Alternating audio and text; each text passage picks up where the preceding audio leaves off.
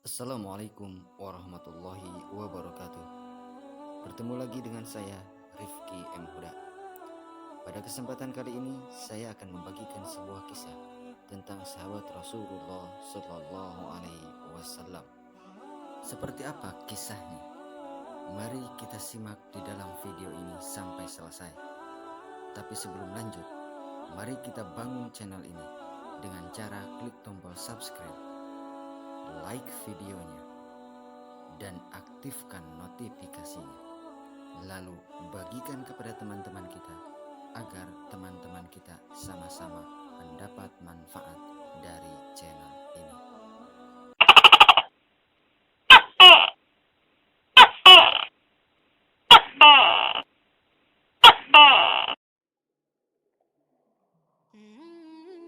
Zaid bin Thabit radhiyallahu an adalah seorang sahabat Ansor.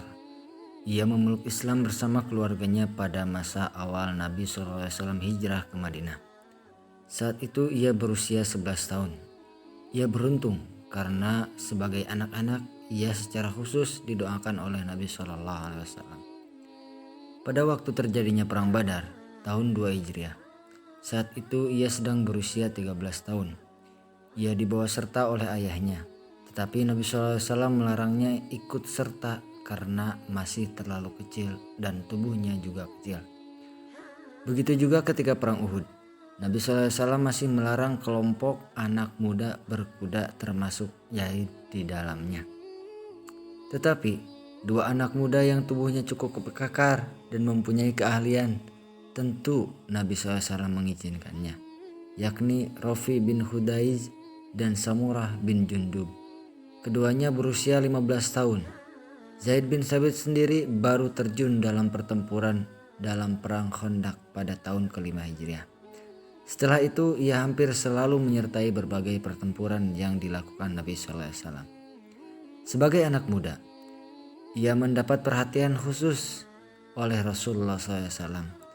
Ia seorang yang cerdas dan mempunyai kemampuan tulis-menulis, sehingga ia diberikan tugas menulis wahyu. Beliau juga memerintahkannya mempelajari beberapa bahasa asing yang bisa dikuasainya dalam waktu singkat. Ketika Nabi SAW mulai melakukan dakwah kepada raja-raja dan kaisar di luar negeri Arab, Zaid bin Thabit menjadi salah satu penulis surat-surat dakwah tersebut karena kemampuan bahasanya. Sebenarnya, cukup banyak sahabat yang diserahi Nabi SAW untuk menghafal dan menulis wahyu yang turun secara bertahap. Terkadang juga berkaitan dengan suatu peristiwa atau sebagai jawaban dan solusi atas suatu masalah. Tetapi beberapa orang saja yang dianggap sebagai pemimpin-pemimpin dalam bidang ini. Mereka itu adalah Ali bin Abi Thalib, Abdullah bin Mas'ud, Abdullah bin Abbas, Ubay bin Ka'ab, dan Zaid bin Thabit sendiri. Tiga yang pertama adalah dari sahabat Muhajirin dan dua terakhir dari sahabat Ansor. Ketika pecah pertempuran Yamamah pada masa Khalifah Abu Bakar, banyak sekali sahabat yang ahli baca dan ahli hafal yang gugur menemui Saidnya. Hal yang cukup mengkhawatirkan ini ditangkap oleh Umar bin Khattab.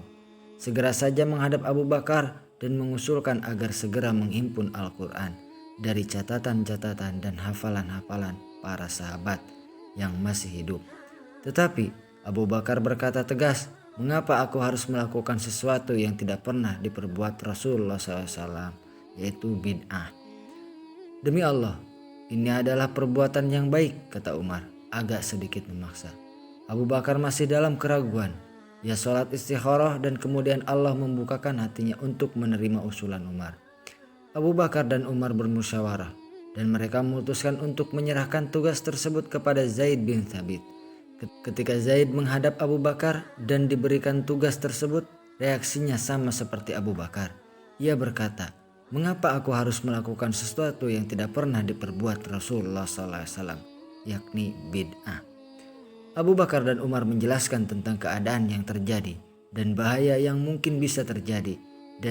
Dan akhirnya Abu Bakar berkata, "Engkau adalah seorang pemuda yang cerdas dan kami tidak pernah meragukan dirimu. Engkau juga selalu diperintahkan Nabi SAW untuk menuliskan wahyu, maka kumpulkanlah ayat-ayat tersebut." Zaid bin Thabit berkata, "Demi Allah, ini adalah pekerjaan yang berat. Seandainya kalian memerintahkan aku untuk memindahkan sebuah gunung, rasanya itu lebih ringan daripada tugas menghimpun Al-Quran yang engkau perintahkan tersebut." Seperti halnya Abu Bakar, akhirnya Zaid bisa diyakinkan akan pentingnya pekerjaan tersebut demi kelangsungan Islam di masa mendatang. Zaid bin Thabit sendiri sebenarnya hafal Al-Quran dari awal sampai akhir. Bahkan Nabi SAW sendiri sering mengecek hafalannya. Namun demikian, ia tidak mau menggunakan hafalannya saja. Ia berjalan menemui para sahabat yang mempunyai catatan dan hafalan, mengumpulkan catatan-catatan yang terserak pada kulit, tulang, pelepah kurma, daun dan sebagainya, dan juga membandingkannya dengan hafalan para sahabat tersebut. Setelah semuanya terkumpul dan dicek ulang dengan hafalannya dan juga hafalan para sahabat, Zaid menulisnya lagi dalam lembaran-lembaran dan menyatukannya dalam satu ikatan. Semuanya disusun menurut urutan surat dan urutan ayat-ayat seperti yang pernah diimlakan atau didiktekan oleh Nabi SAW kepadanya. Inilah mushaf pertama yang dibuat dalam Islam, dan peran Zaid bin Thabit sangat besar dalam menyusunnya. Ia menghabiskan waktu hampir 1 tahun untuk menyelesaikannya. Al-Quran diturunkan dengan 7 macam bacaan, qiraah sab'ah. Hal ini memang diminta Nabi SAW sendiri untuk memudahkan umat beliau yang karakter lafal dan ucapannya berbeda-beda. Sehingga jika telah cocok dengan salah satu bacaan tersebut sudah dianggap benar. Di masa Nabi SAW hidup dan Islam masih di sekitar Jazirah Arab, hal itu tidak jadi masalah. Tetapi ketika wilayah Islam makin meluas ke Romawi, Persia, dan tempat-tempat lainnya, sementara pemeluk Islam juga makin beragam dari berbagai bangsa, bukan hanya Arab, hal itu bisa menimbulkan perpecahan. Pada masa Khalifah Utsman, di mana Islam sudah mulai menjamah wilayah Eropa, yakni Siprus dan sekitarnya, benih berbahaya ini ditangkap oleh Hudzaifah bin Yaman dan beberapa sahabat lainnya. Karena itu mereka menghadap Khalifah Utsman menyampaikan usulan untuk menyatukan mushaf dalam satu bacaan qiraat saja dan menyebarluaskannya sebagai pedoman bagi masyarakat Islam yang makin meluas saja. Untuk qiraat sab'ah, bacaan yang 7, biarlah hanya diketahui para ulama dan ahlinya saja. Khalifah Utsman tidak serta-merta menerima usulan tersebut karena takut terjatuh dalam bid'ah, sebagaimana yang dikhawatirkan Abu Bakar. Tetapi setelah melakukan istikharah dan mempertimbangkan persatuan umat serta madarat dan manfaat dari adanya qiraah sab'ah, akhirnya ia menyetujui usulan ini. Dan seperti halnya Abu Bakar, Khalifah Utsman menugaskan Zaid bin Thabit untuk memimpin proyek besar ini, sehingga tersusun mushaf Utsmani yang menjadi cikal bakal dari hampir seluruh mushaf Al-Quran yang sekarang beredar di antara kita.